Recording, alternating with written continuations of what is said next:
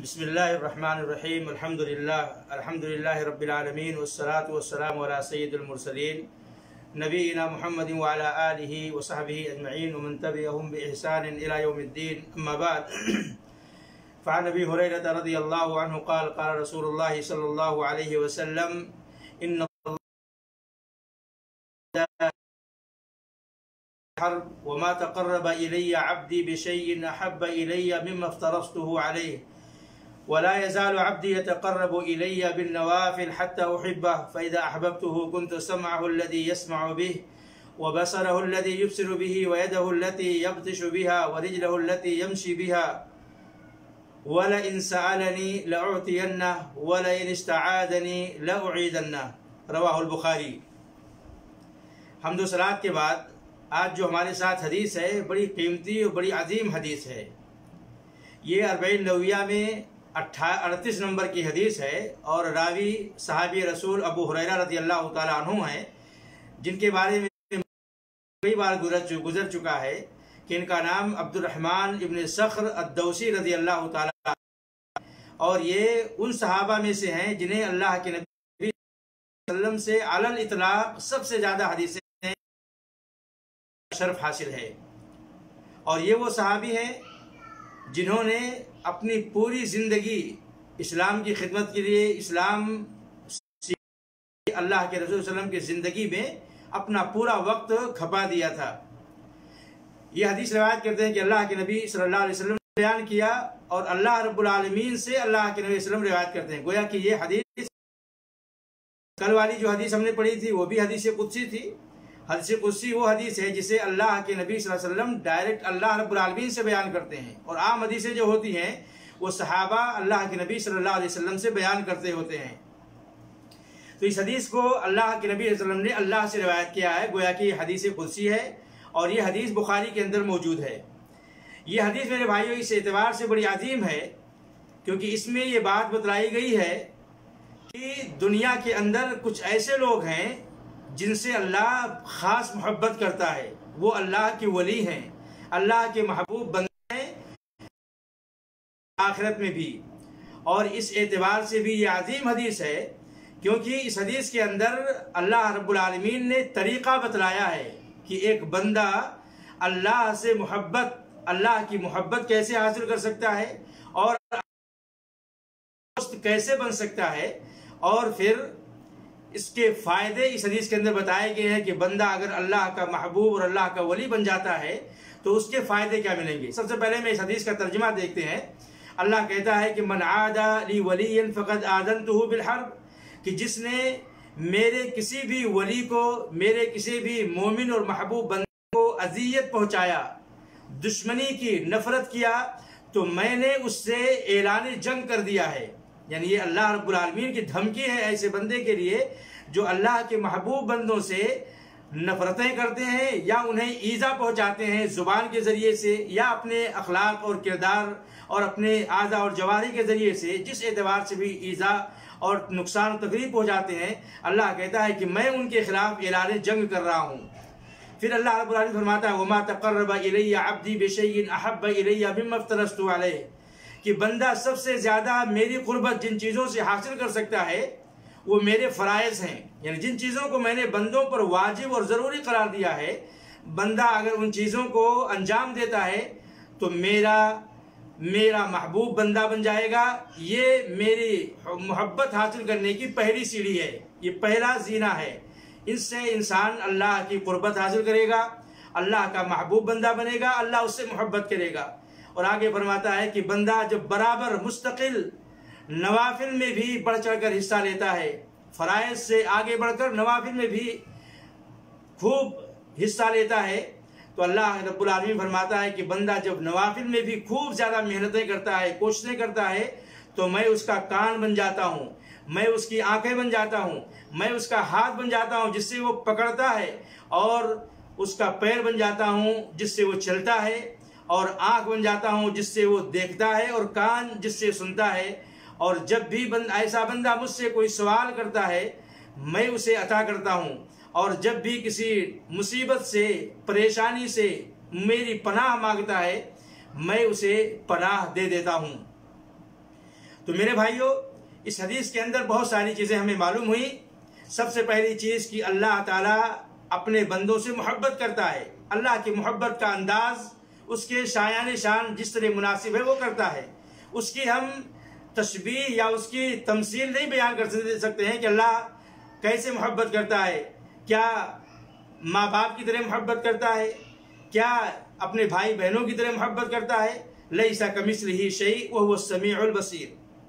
اللہ کی طرح کوئی نہیں ہے، اللہ بے مثال ہے، اس کی صفات کا کوئی تشبیہ نہیں بیان کر سکتا ہے۔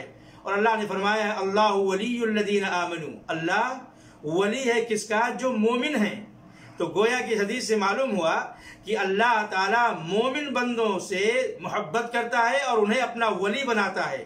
اللہ کے ولی دنیا کے اندر ہر وہ بندہ ہے جو اللہ پر ایمان رکھتا ہے۔ اس لیے علامہ ابن تیمیہ رحمۃ اللہ علیہ کہتے ہیں من کان للہ مؤمنا تقیا کان للہ ولیا، کہ جو بندہ اللہ پر ایمان رکھتا ہے اور اللہ کے احکام کو مانتا ہے تو وہ اللہ کا ولی بندہ ہے۔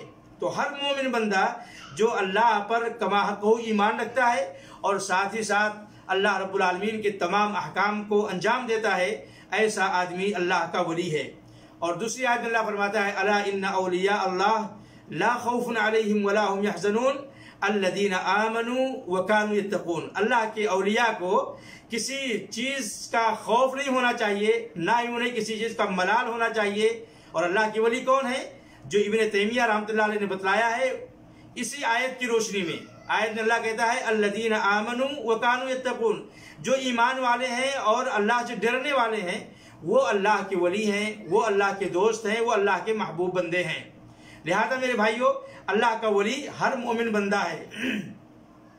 اور اللہ کا ولی وہ انسان نہیں ہے جو آج ہمارے سماج اور معاشرے کے اندر ہے کہ انسان اپنا ایک خاص حلیہ بنا لے، ایک خاص کسی دنیا سے کٹ کر کسی بیابان اور جنگل اور پہاڑی میں جا کر اپنا ایک کٹیا بنا کر بیٹھ جائے اور اپنی ایک خاص شکل بنا لے، خاص لباس پہن لے، اس کو لوگ ولی مانتے ہیں۔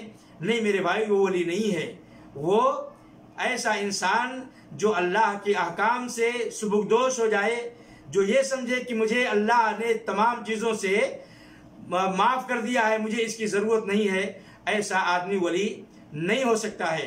اسی طریقے سے میرے بھائیوں، اس حدیث کے اندر اللہ کے جو اولیاء ہیں ان کا ایک مقام بتلایا گیا ہے۔ اللہ کے ہاں ان کی ایک شان ہے، ان کا ایک مقام ہے، ان کی ایک عزت ہے کہ جو انسان ان کو تکلیف پہنچاتا ہے گویا کہ اللہ تعالیٰ کو جلال آتا ہے اور ان سے اعلان جنگ کر دیتا ہے۔ یہ مقام، یہ مرتبہ اللہ کے مومن اور اللہ کے متقی اور اللہ کے ولی بندوں کی ہے۔ اور دوسری بات جو بھی میں نے ذکر کیا کہ اللہ رب العالمین کی ولایت حاصل کرنے کے دو طریقے اس حدیث کے اندر بتائے گئے ہیں کہ اللہ کا ولی آپ کیسے بن سکتے ہیں؟ اللہ کے تمام احکام کو مان کر کے، روزہ، نماز، حج، زکوٰۃ، امر بالمعروف نہی عن المنکر، صلہ رحمی، اور اسی طریقے سے لوگوں کو اچھی بات کی تعلیم دینا، برائیوں سے روکنا، اور جتنے بھی انسان کے اوپر حقوق واجب ہیں، چاہے وہ اللہ کے حقوق ہوں یا بندوں کے حقوق ہوں، پڑوسی کے حقوق ہوں، والدین کے حقوق ہوں، رشتہ داروں کے حقوق ہوں، سارے حقوق کو انجام دینا یہ ولایت پانے کا سب سے بہترین ذریعہ ہے۔ اور اللہ نے کہا ہے کہ یہ میرے نزدیک سب سے محبوب وسیلہ ہے۔ اور ساتھ ہی ساتھ میرے بھائیوں، جن چیزوں کو اللہ نے حرام کیا ہے یہ بھی واجب ہے کہ انسان اس سے رکے، جھوٹ نہ بولے، غیبت نہ کرے، چغلی نہ کرے، حرام نہ کھائے، سود نہ کھائے، کسی کی برائی نہ بیان کرے، کسی پر الزام نہ لگائے۔ غرضے کی جتنے اخلاقی گراوٹ ہیں جو انسان کے ایمان کو نقصان پہنچانے والے ہیں، ان تمام چیزوں سے انسان اپنے آپ کو دور رکھے۔ اور جو انسان ایسے لوگوں کو ولی مانتا ہے وہ جو جائے کہ وہ مسلمان ہو، عقل مند بھی نہیں ہو سکتا ہے کہ انسان یہ سوچے کہ ہم ایک ایسے مقام پر پہنچ گئے ہیں کہ وہاں پر پہنچنے کے بعد شریعت کی ساری ذمہ داریاں ختم ہو جاتی ہیں۔ جیسے آج ہمارے سماج اور معاشرے کے اندر بہت سارے ایسے ولایت کا اور ولی ہونے کا دعویٰ کرتے ہیں، کہتے ہیں میں تو نماز مکہ میں پڑھتا ہوں، میں تو نماز خانہ کعبہ میں پڑھتا ہوں، میرا تو طواف ہر دن خانہ کعبہ میں ہوتا ہے۔ حالانکہ وہ بیٹھے ہوتے ہیں، نہ نمازوں کا اہتمام، نہ پاکی صافائی کا اہتمام، نہ دین کی شریعت کی تمام تعلیمات کا اہتمام، کہتے ہیں کہ ہم اللہ کے ولی ہیں۔ میرے بھائیوں، ان کا ایک ان کا اللہ کا ولی ہونا تو درکنار، ایک عقل مند مسلمان ہونا بھی بعید ہے۔ ان کو ایک مسلمان جن کے پاس اللہ نے عقل دیا ہے وہ بھی انسان نہیں تسلیم کر سکتا ہے، کیونکہ اللہ کے نبی صلی اللہ علیہ وسلم سے بڑھ کر دنیا کے اندر کوئی ولی نہیں ہو سکتا ہے۔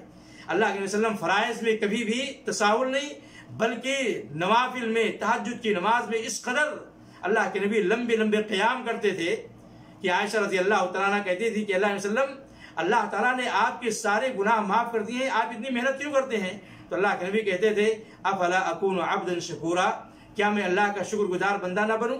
تو اللہ کے ولی صحابہ کرام ہیں، اللہ کے اولیاء انبیاء کرام ہیں، اللہ کے اولیاء ہمارے سلف صالحین ہیں، جنہوں نے دین کی تمام تعلیمات پر عمل کیا، دین کو اپنایا، دین پر چلا اور اللہ رب العالمین کی مرضی کے مطابق اپنی زندگی گزاری۔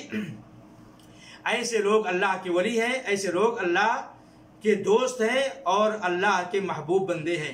اسی طریقے سے میرے بھائیوں، اس حدیث سے یہ بھی پتہ چلا کہ فرائض کا مقام نوافل کے مقابلے میں کہیں زیادہ اونچا ہے۔ فرض اللہ کے نزدیک سب سے زیادہ محبوب ہے، اس لیے بہت سارے لوگ نوافل میں بہت زیادہ محنت کرتے ہیں لیکن فرائض سے کوتاہ ہو جاتے ہیں۔ بہت سارے ایسے بندے ہیں جو ان کے اوپر بندوں کے حقوق واجب ہیں، ان حقوق کو چھوڑ کر نوافل کے پیچھے پڑے رہتے ہیں۔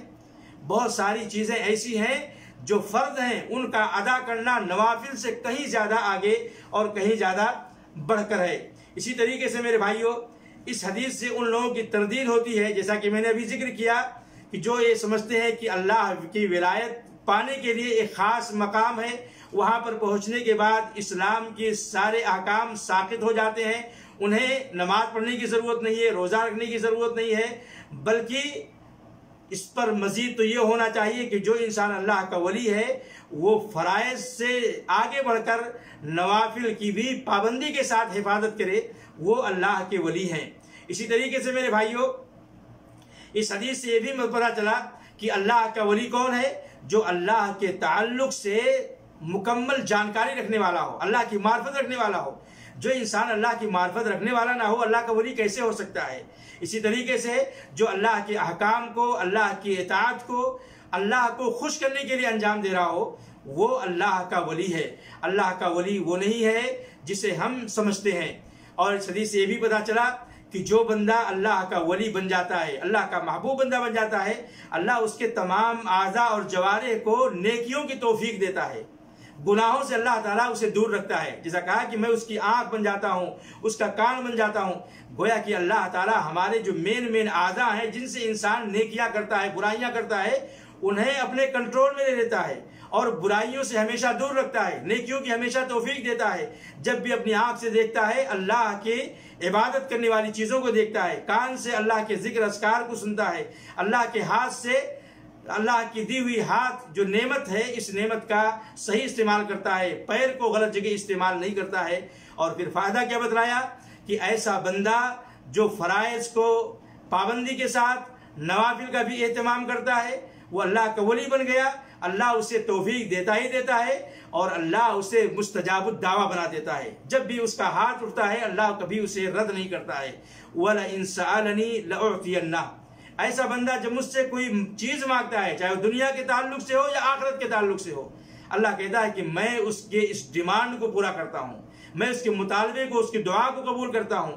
اور جب بھی کوئی اسے پریشانی آتی ہے، جب بھی کوئی اس پر مصیبت آتی ہے، جب وہ کبھی حفاظت اللہ سے مانگتا ہے تو اللہ تعالیٰ اسے اپنی حفاظت اور پناہ دے دیتا ہے کہ میرا محبوب بندہ ہے، فلاں چیز سے خطرہ محسوس کر رہا ہے، فلاں چیز سے ڈر رہا ہے اور میری پناہ چاہ رہا ہے، میری حفاظت چاہ رہا ہے۔ اللہ تعالیٰ ایسے بندے کو اپنی حفاظت میں لے لیتا ہے اور اپنے پناہ میں اللہ تعالیٰ اسے جگہ دے دیتا ہے۔